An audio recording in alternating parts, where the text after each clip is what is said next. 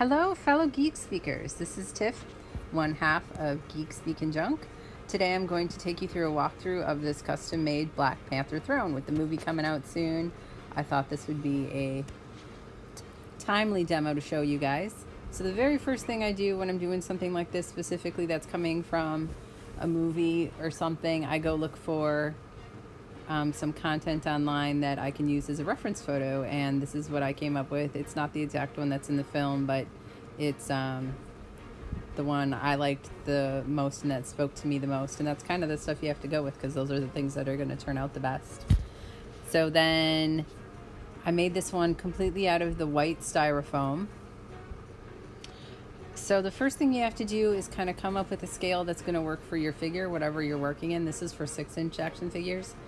And I do some sketches on paper and try to come up with a template for something like this that had some more complex, like the curved shapes and such, and like how I'm going to piece it together.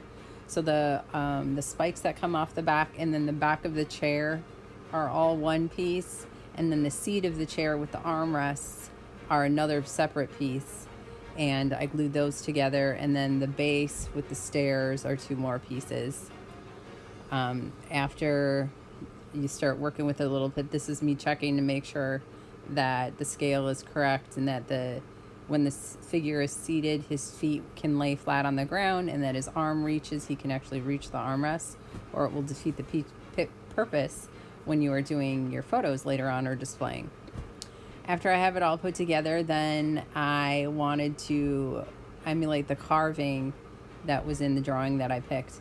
So I put a very thin layer of plaster, not on the whole thing, just on the front panel, the back of the seat, and then on the spikes in the back. I waited for that to dry. I can't remember exactly how long, but I waited for it to semi-dry but not be completely hardened. And then I went in with a carving tool and I put the designs in. Then I wait for it to fully dry, and then I could sand off some of the rough edges that you see and some of the, just some of the schmeg, as I like to call it. But you gotta wait till it's completely dry, normally overnight, to do that step. Then it's ready for a dark wash. I think I used a black wash first and then a brown wash over that. And then I started doing some yellows and like a mustard color. That's what this is showing. Just a very like a dry brushing type of a thing, and that's why it looks very yellow right now, because it is.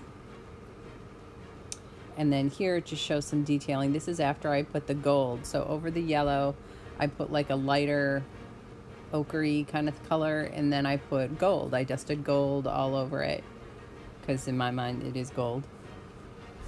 You can see how well that when you put the dark wash first, now all your designs are popping out because you put the light over and you don't get that in the grooves.